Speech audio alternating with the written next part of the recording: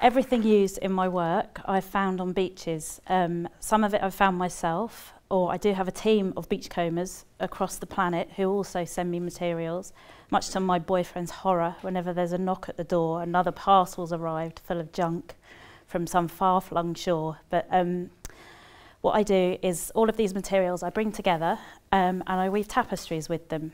So every single strand, every single small object has a past story. It has a narrative behind it. And that's what really interests me about the work. The aesthetics of weaving with found objects is obviously important, as is the environmental message behind my work. But for me, it's the narratives and the stories. And the reason I choose to weave all these things together is because I think weaving and storytelling kind of go hand in hand. Textile and text both come from the same Latin root, texere, which means to weave. But I think it's kind of obvious when you think about it. Even in common language today, we talk about narrative threads and plot lines which are woven together. So I think it stands to reason that the tapestry has to be the ideal form that we bring these objects together. Now, living in Bedfordshire, it would have to be a pretty high tide for a lot of these objects to arrive on my doorstep. So the main place that I go to is down in Cornwall. And the reason for this is Cornwall has a very unique position because of the Gulf Stream. So the Gulf Stream is a big current which comes up from the Caribbean, up the eastern seaboard of the USA, and right up to Newfoundland before it drops down. And the North Atlantic current then coasts past the Cornish landmass there that we know, which can mean that materials from all manner of places end up washing ashore on those beaches. It's not just objects that people happen to have left behind after a day at the beach, after a picnic. And for me, that is where the unpredictability and a lot of the excitement lies in my work.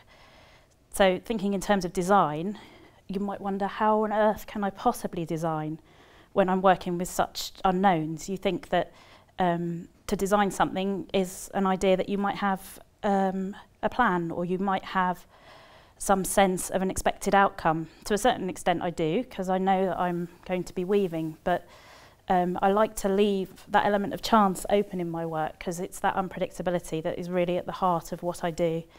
And I think it's the act of curating which is so important to me. I'm sure if I wasn't an artist, I'd be a professional hoarder, because I just can't help from gathering all of these little objects and wonder about where they've come from, who owned them, how did they end up in the sea, how long has it taken for them to arrive. When you consider as well that every piece of plastic that's ever been made still exists in some form or other out there, it's so important that, well, not only do we start to think about how we might tackle this problem, but also wonder about what kind of judgments people are going to make on us in the future, because these objects will be around long after we have. And some of them you'll see in this image here, they are quite generic. You can recognise some parts of them. Others, they might be a small tag off an industrial bit of equipment. We don't know. But occasionally, something will wash up which does have a story or a history behind it, which is easily traceable. And these are one of the most exciting things that I find. They're tags which have come off lobster traps over on the other side of the Atlantic. NFLD here represents Newfoundland, and 89 is the year at which that tag was issued to a fisherman by means of them maintaining their fishing quotas. So everything is monitored over there. And I just think it's incredible that that was 25 years ago. That tag doesn't look like it's eroded too much, which is frightening when you think of the longevity of these plastic objects. But also, as like a social history, you wonder, who was that fisherman that dropped that item? What was his story? If we were weaving a narrative about him, what did he have for lunch the day that that was dropped? What was he wearing? What was on his mind? And these are all objects that I try to bring together in my work. By weaving together all of those narratives, it's almost like a snapshot of what it means to be living in the 21st century. So this is a 3D vessel that I've woven recently. It's called Wanderlust, because a lot of the rope in it, it's likely that it could have originated over in the USA on the Gulf Stream. We're we just don't know exactly where it's come from. But what's interesting about this piece is, as we speak, it's on its way over to Boston for an exhibition that will be taking place in December. And I like to think of, if that rope has finally made it over to the UK, I pick it up, weave it, and it's back on a plane over to the USA. And I really hope it sells, otherwise it's going to be coming back again. And that could be over 15,000 miles that piece of rope has travelled. And that's more than some people travel in their lifetime. This is a piece called Plenty More Fish in the Sea. So I've curated objects here which all relate to the fishing industry, some of which is in the UK, some of which is in Canada, and that includes more of those tags. They seem to have come from Rhode Island, Massachusetts, Maine, and there are a few more Canadian ones in there as well, just to show you the extent to which we're in this sort of problem together. The marine debris problem is global, and it's not something that I don't think one country can solve on its own. We all have to take responsibility, because we could have our beaches cleaned every single day, but with the next tide, 12 hours later, all of this material is going to come back in again. This piece is called Eternal Youth. And you'll see it features a lot of broken toys. I find no end of toys that wash up on the shore. And it's almost as though the commodities of childhood are played with for a day or a week, and then they're just discarded. And I think it's fascinating that we've all grown up, but a lot of these toys, they're exactly the same. It's as though they're trapped in this watery stasis under the waves, jumbling around.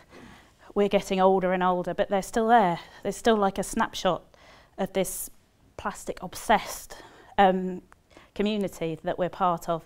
And you can imagine my excitement when someone sent me, that's Peter Pan there, which sort of ties in nicely with that eternal youth theme. And this is another sort of childhood theme piece called It's Only a Game. And what is most striking about this piece is I exhibited it over the summer. And for those of you who didn't grow up in the 80s, that cockerel is it's been the most recognisable icon that in that exhibition everybody was straight over to, and they were so free with their anecdotes and their personal histories and memories that they wanted to share with me. And it got me thinking that in my work, in bringing all these narratives together, there's another level to it. It's not just the stories of where these objects have come from, it's all of our personal histories, all of those stories that we have, that we experienced.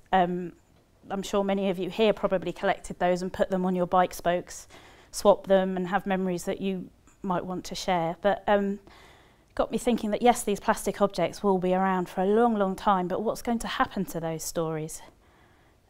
This next slide, this is of they're clay pipe ends that I found on the Thames foreshore. So when I can't get to the beach, the next best thing is to go mudlarking down on the Thames, because there you have all manner of weird and wonderful objects that wash up that are quite old. And these clay pipes, they would have been in popular use maybe in the 16 and 1700s. So me collecting them is the equivalent of picking up fag ends that I wouldn't dream of doing with our common litter today. But these are now artefacts, and they're considered interesting because a passage of time has gone by, and got me thinking as well about who were the people that smoked those. What were they doing that day when they flicked them off a bridge into the Thames? What did they have for lunch that day? And I seem to have this obsession with what people have for lunch. But just got me thinking about the stories of our time and how all these objects are evocative, and what will happen to those stories. Because the archaeologists of the future will be looking at these objects, these fragments of plastic that are going to outlive all of us, will be long gone, but these plastic pieces are still going to be washing ashore. And it's kind of, for me, that is at the heart of my work. It's almost like this unconscious narrative that is washing ashore twice a day that I'm intercepting. And it's almost like a subconscious record of us and what it means to be living in the 21st century. Because we don't know the judgments people are going to make about us of the future. We have no control over that whatsoever.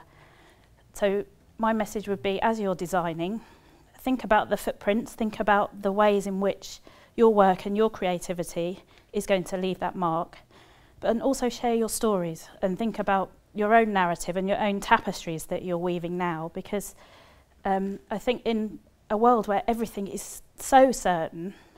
With mobile phones, we've got the answer to a million questions in our pocket. We can find the answer to anything.